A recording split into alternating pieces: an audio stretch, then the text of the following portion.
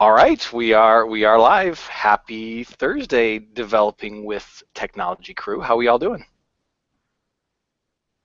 I'll take that as a good. I've got a few people waving and things like that. Um, it's Thursday, November 30th. Tomorrow is Halloween. You guys all know my situation. My kids are all home from school right now, so hopefully they stay upstairs. I'm not placing any money on how long they stay up there. The only problem is that my 4-year-old has found, well, he's a sneaky little cuss, and he's been getting into the Halloween candy that he already has. So if a tornado comes down here, you'll know it's a 4-year-old on a sugar high. So we'll just go with that. All right. Hey, Melinda, can you hear us okay? Yeah, I can. It keeps booting me. Was I like popping in and out there? Yes, you were. Yeah, open up the chat window and you can see how crazy it was. Well, I'm opening up the chat and it's not showing anything now. So I don't know what is going on with Google Hangouts for me, but it's been massive failure the last 3 days. All right. Well, I changed my resolution a little bit. Hopefully that'll help. But I say we get going. So I'm trying to think of any kind of business or news or other things like this. Gina, I'm going to let you give major props to everybody because you were talking about this first. You wanna tell everybody how good of a job they're doing? Absolutely. I love being able to deliver awesome news like that. So props to all of you that are, going through this class, because Melinda and I sat down. We were at a meeting at Dan's place yesterday, and we kind of stuck around and we're going through the forums, and you guys are just doing phenomenal jobs. And hopefully you kind of started to get a feeling of that with the update that Melinda sent. But thank you, because it makes our jobs so much more fun and probably a little bit easier. But I'm trying. I mean, the grading's still there, but it's just so much more worthwhile to know that you guys are really digging in and getting things, and not just kind of going through the steps of going through the course at all. You guys are doing just a phenomenal job. So thank you, and keep up the awesome work. And I know it's soup. But it's fun to watch the conversations that pop up, because that always requires people going above and beyond. So it's always exciting whenever we see that. I just think it speaks a lot to the people that are taking this course right now. Absolutely. I wish we could take credit for it, but we can't. So. Yeah, it's all on you guys. So keep being awesome. All right. So yes, keep being awesome. And I'm trying to think here. We last week we talked about due dates and how those are more meant to just kind of keep you kind of up to date and things like that. So what do we have? 2, 3 are due by end of like today or tomorrow. Mm-hmm. And thing number 4 was opened up, and that's due next week-ish or so. I should do a better job of having the exact dates on, but just as a general one, you've got 2 and 3 that are due, 4 that's coming up. And I think we're going to find that this course is going to wrap up really, really fast, which is crazy. And Dan, can I interject something? This is Melinda. Yeah. A thing with due dates and when they open and stuff, it's really, if you get hung up where you're doing a bigger thing, so you're doing a project kind of towards the end and you're putting it in your classroom and stuff, you don't have to wait until you're done with that to start the next part.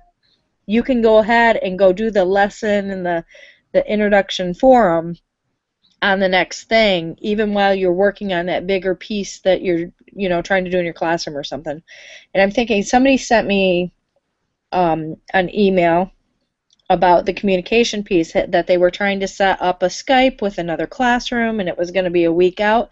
And I'm like, that's fine, but don't just stop working in the course. Go ahead and get that on your calendar, but go ahead and go to the next thing that opened and start working on that while you're in this holding pattern for making that happen. So don't think it's completely linear through there. It's linear kind of within the thing, but the things you can be working on multiple of them at the same time. Yeah, yeah. I know Anne was running into that issue. But yeah, they're doing a great job with that, and just kind of keep chugging along, and you'll be just, or everybody will be just fine. All right, let's jump into things. So today we want to talk about thing number 2, which is everybody's favorite, FERPA, and thing number 3, which are communication tools. So I say for FERPA, it's always interesting when teachers have to start dealing with legalese, because we are not lawyers, we are not business people, and my position is kind of interesting because I work a lot with teachers, but I happen to be in the technology department, which is mostly people who aren't teachers. And there's a few people in my department who have FERPA and HIPAA and all that fun stuff kind of figured out. And they're kind of like the FERPA police. So as we were looking at what you can post and what you shouldn't post online, especially considering that thing number 1 was the face of your classroom, and you're creating this digital web space where students can access things, sometimes parents can be able to access things. We have to be really mindful of what it is we're putting out there. So I know that, just me personally, I've had a lot of conversations with teachers that are getting into social media, and they're using Twitter and Instagram and other things like that to kind of tell the story of what's happening in their classroom, and they get a little bit nervous about things. So Gina, I'm gonna put this on you a little bit. As you work with teachers on FERPA and all of that fun stuff, what are some of the little nuggets of information that you like to share with them, so to kind of calm their fears a little bit? I think they get FERPA, and I think it's pretty easy to calm their fears. But I could see even in the forums that they were like, someone said, well, if I can't post, any of my students' progress, here we're being asked to do that as part of our PLC work, to chart and graph and share this information. But then at the same time, you're telling me that maybe I can't do that, or else I'm violating FERPA. There's probably, you got to really look into the language, and that was kind of the purpose behind that quiz a little bit too, is to get just a little bit of that shock and awe feeling, to go, oh, there are some things that I need to know as a teacher, just because, as Dan and I were talking before a lot of folks got on, it's not always delivered in your undergrad programs. And once you get in a district might do FERPA training once every maybe 5 years, but if you just got hired in and they did FERPA training the year before, that might not be part of that onboarding process. So how do you get that information and know that there's people out there like Dan and Melinda and Gina that are willing to help you through that? But I think the one thing I see my teachers do the most, and they do it not trying to be malicious about anything or share information wrong, but they're just trying to be helpful, because teachers by nature are very helpful. And so they'll get into the student information system as they're talking about a student with another teacher and say, oh, I've got the information right here. Take a screenshot of the information and then email it to the other teacher, without thinking that email is not that secure place where that information is secure. It's easily hacked. So that's usually the biggest violation I see when I'm working with teachers. And once you make them aware of it, they're like, oh, you're right. I didn't even really think about that, because you've got a million things on your mind. So just kind of reminding folks. I mean, that's all it really ends up being. Good stuff. How about you, Melinda? What's some of the advice that you give teachers when they're worried about what they're able to post and what they shouldn't post? Well, I think one of the biggest violations I see, and this isn't just teachers, this is school employees as a whole, secretaries, even principals, is walking away from your computer and leaving your SIS screen up when it's logged in. That there's student information often on that screen. So I'm just like, have a hot corner on your computer to lock it whenever you walk away, and just be in a habit of you don't leave your computer up when you walk away, because you never know how long you're going to be there. That's one of my biggest pieces of advice.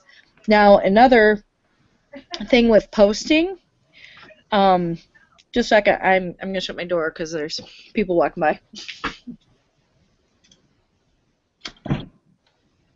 A thing with posting grades, if you want to post grades, you just have to not have any of the identifiers. So like one teacher I worked with, each student picked a special name, and it was a health class, and they had to pick a fruit or vegetable. I know it was a food item. That was their nickname. That she didn't post that anywhere. It was just her and that student knew. And then she could post up their grades next to that name. And so there was not that identifier next to the name, so or grade that she was posting. So she could put information up on the wall, get general trends and stuff, but not have the student name or the student ID number as part of that spreadsheet.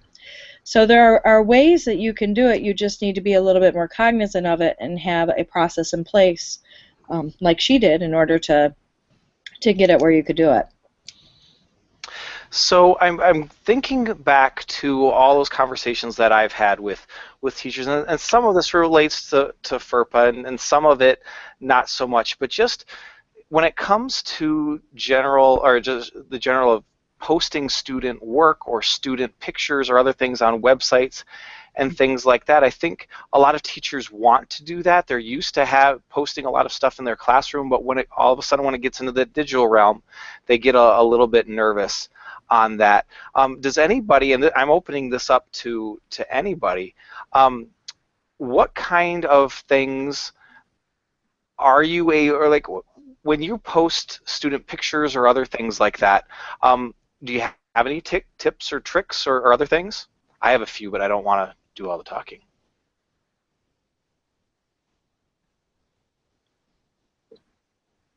And this is the awkward silence part where we just kind of wait for somebody. In fact, you know what? If you're part of this, here's what I'd love to have you do.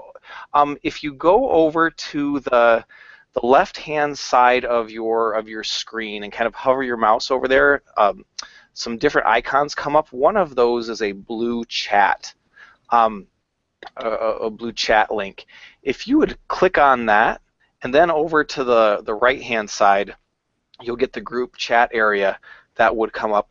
What I would love to have you do is take a minute or so and share one example of ways that you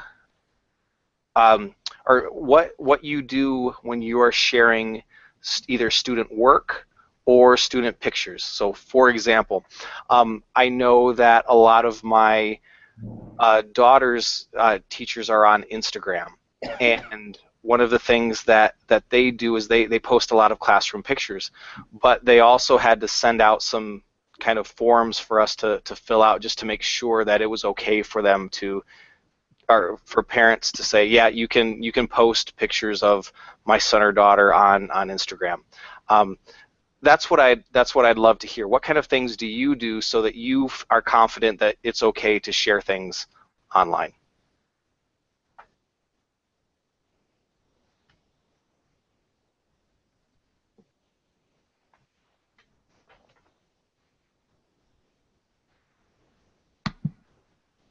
Dan, why don't we put that question in group chat? What's that? Why don't we put that question in the group chat? Oh, so, yeah, that was the idea. Sorry, I didn't. Okay. Nope, I'll type it. So can you repeat it one more time? What is my 4-year-old? We made it 20 minutes in. Hey, Cruz. So this is in the group chat.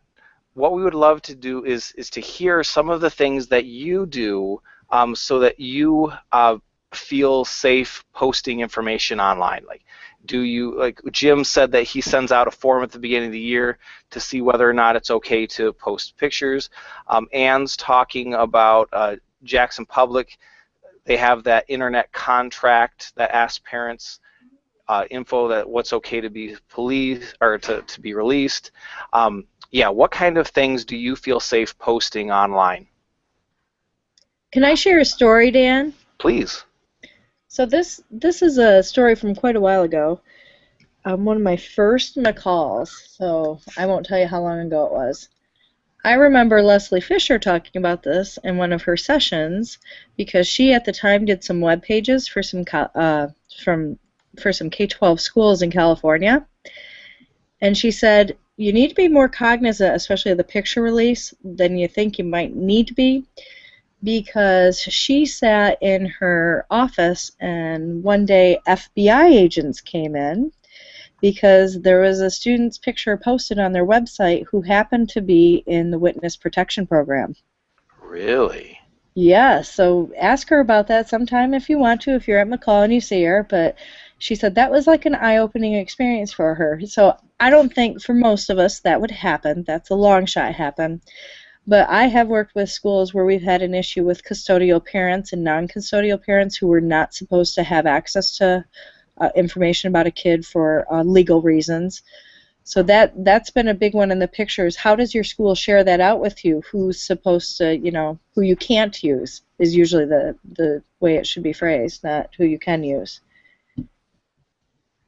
And I'm sure that Leslie did an awesome job of telling that story. She's just it was hilarious. It was.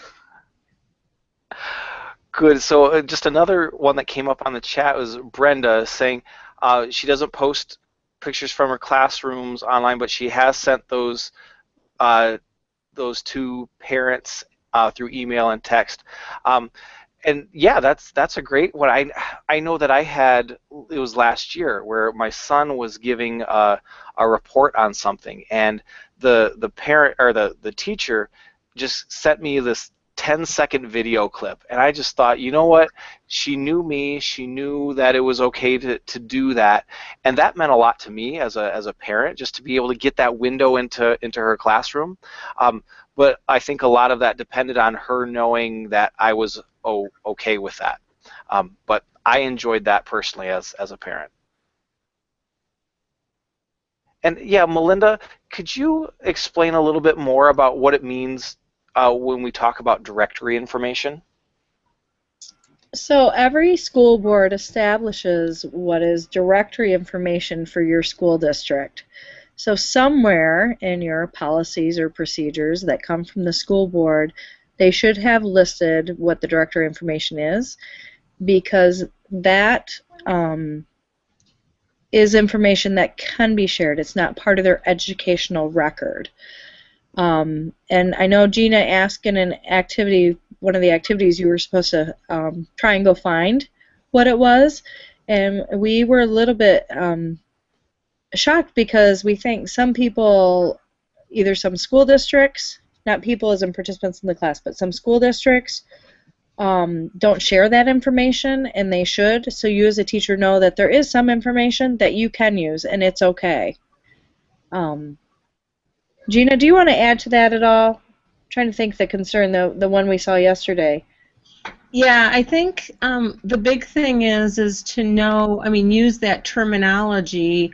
What does our school deem as directory information? An example, information that can be released to anybody that asks.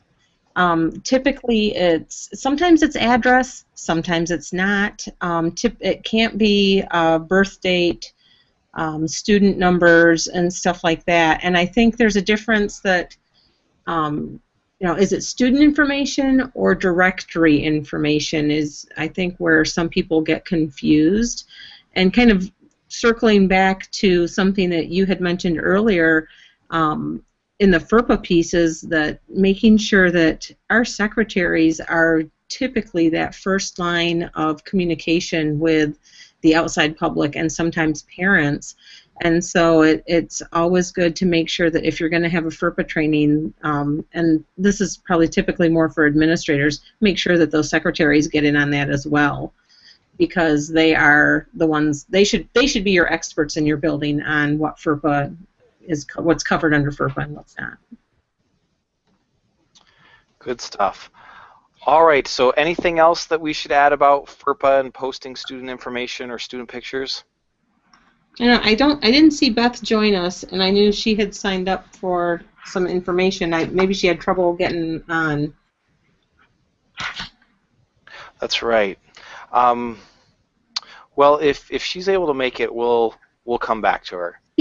Jim just posted what Homer has, and like there's pictures is included as part of the directory, so using pictures would not be an issue there as a whole unless somebody has opted out of that for some reason.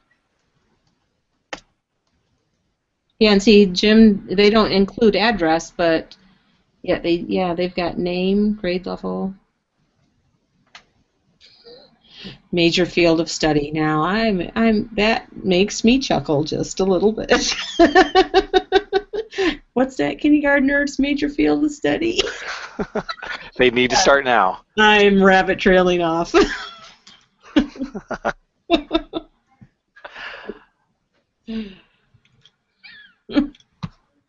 Okay, shall we move on to communications? Yeah, I think so. I think that's a good idea. Sounds good.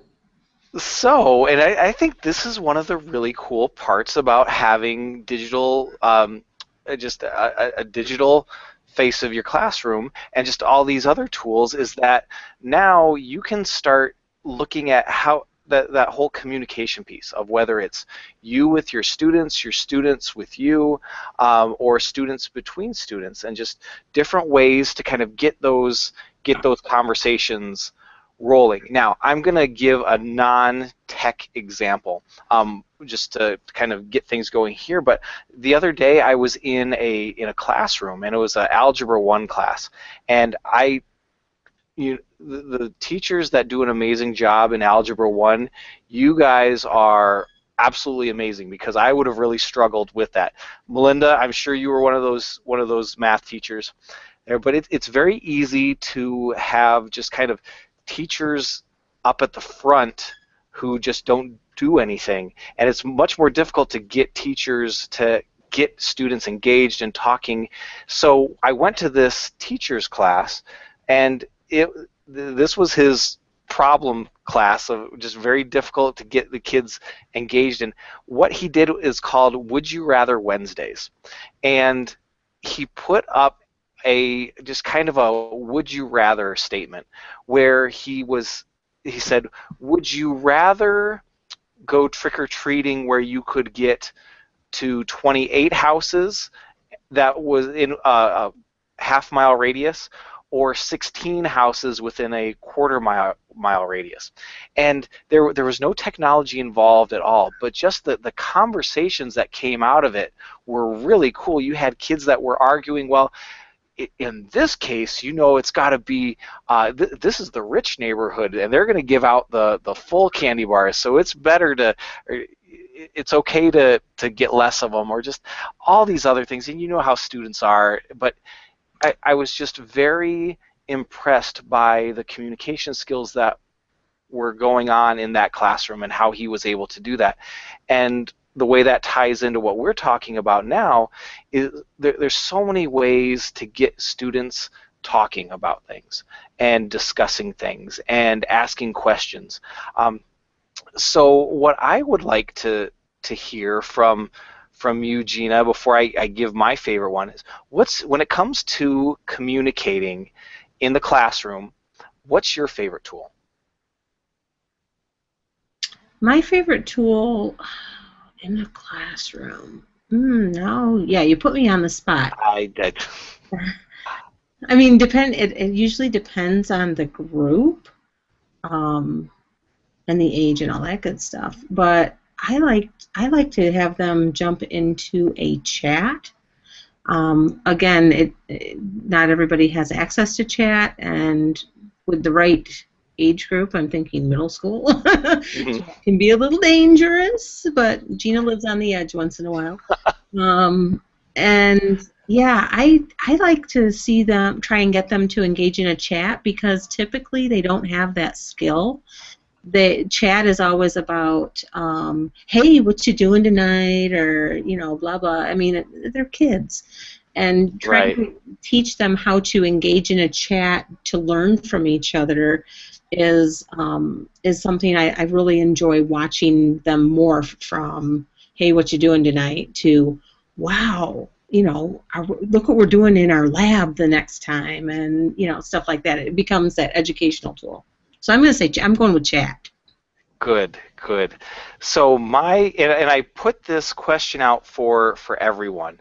We'd love to hear what your favorite tool is for classroom communication. And I guess I should explain that there's lots of different ways to look at classroom communication. Chatting could be kind of considered a back channel chat. The idea that as something's going on, you can go and put in, or you can have people discussing things. One thing that I've seen that works really well, and it took this teacher a little while to get them used to it, is using Twitter hashtags. I've seen some teachers that are comfortable using Twitter in their classroom, but they get that conversation going.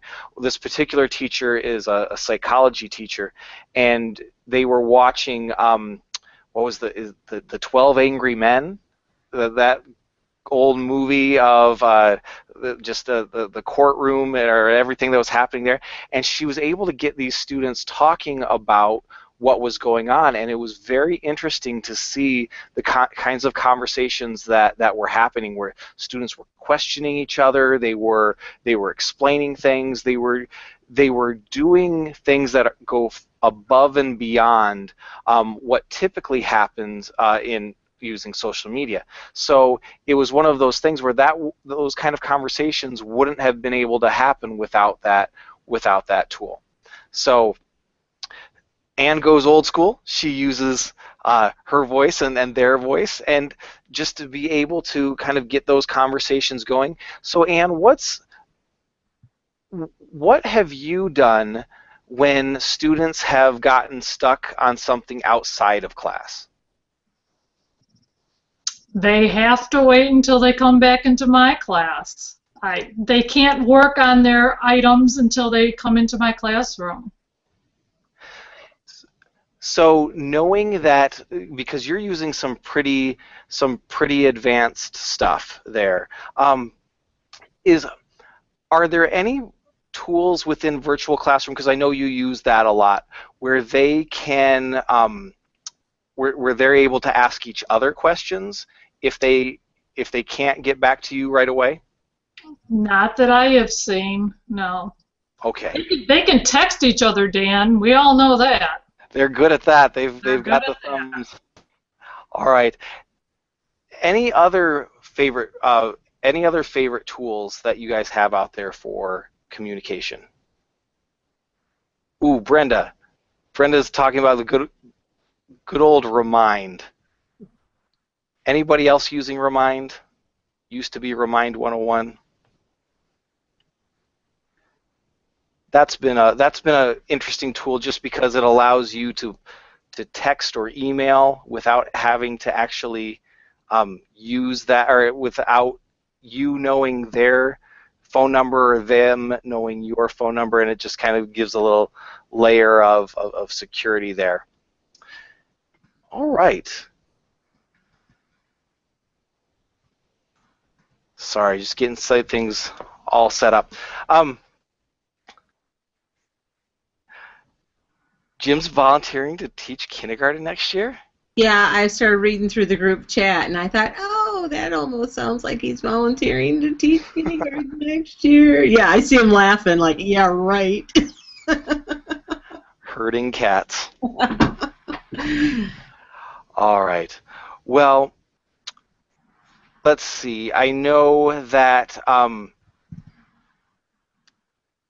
Okay, so Beth. No, Beth, you're okay. This is a learning experience for all of us. Now, Beth, were you going to share something about FERPA? Did you sign up for that today? Am I right on that, Gina? or am I just losing it?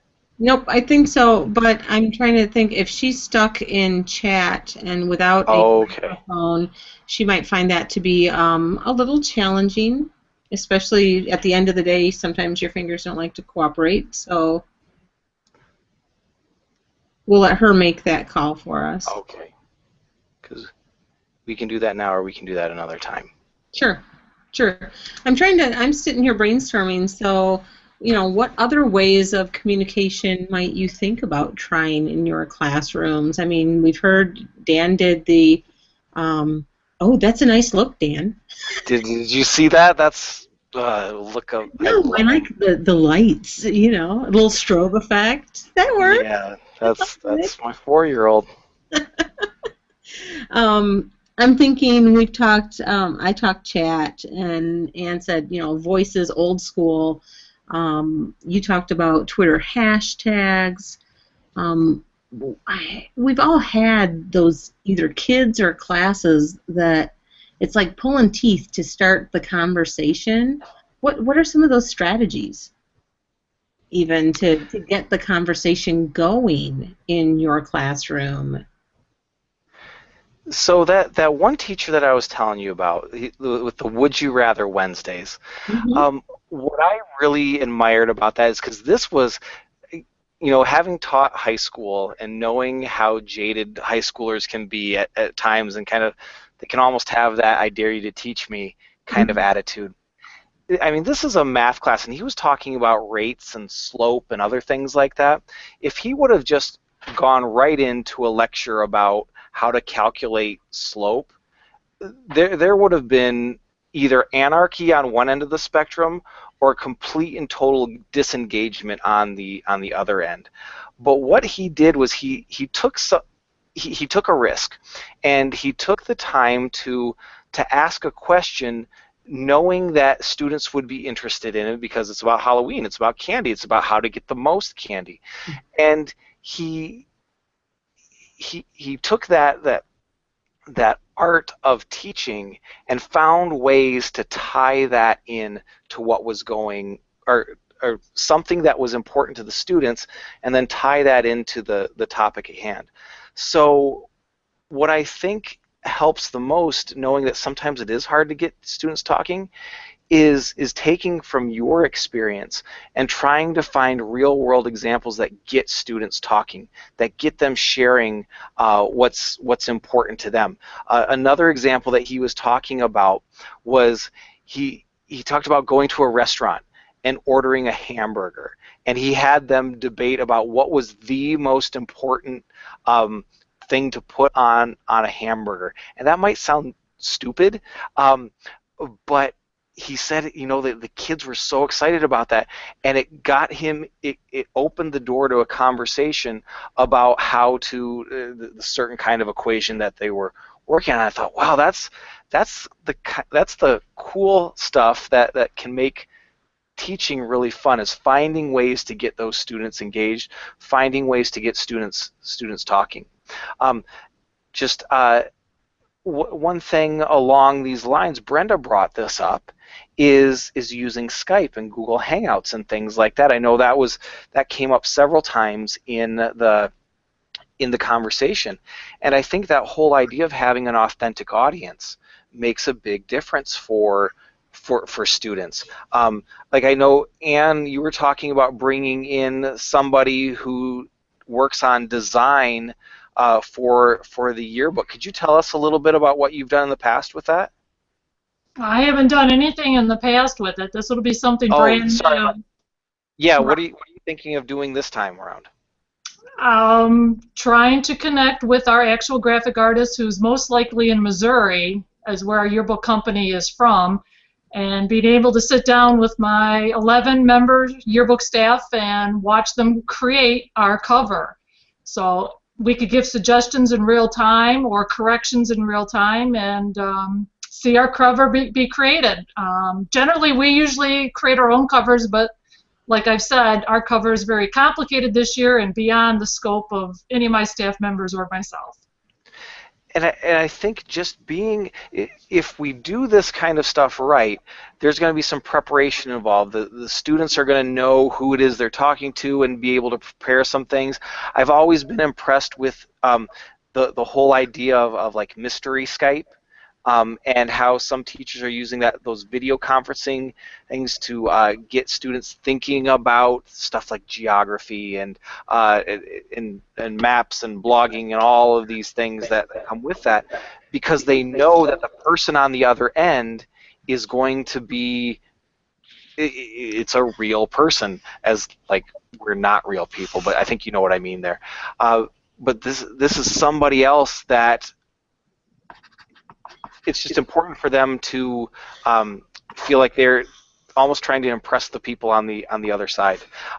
So I'm very interested to see, when it comes to getting students talking and getting students communicating, how that idea of having an authentic audience can make such a difference.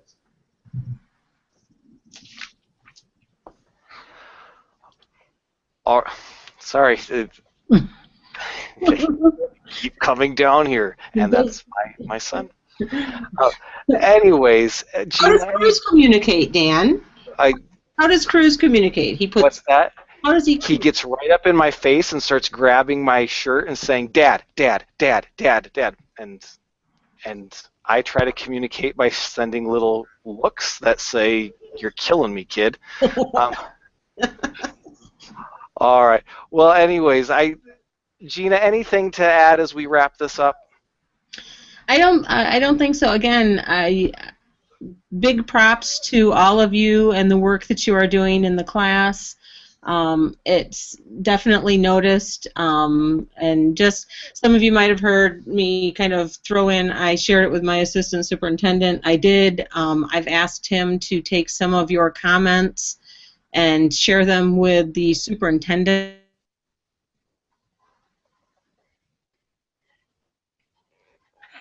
district, and how that can hopefully move forward and help all of you FERPA training get on the same page. But I mean, just sending the emails out to your staff and sharing that, you guys are just doing phenomenal work. So thank you. All right, guys. Well, hey, thanks for being part of this. We hope you were able to find something valuable in here, get any ideas that you might be able to use in your classroom. Keep doing amazing work, and we will see you next week.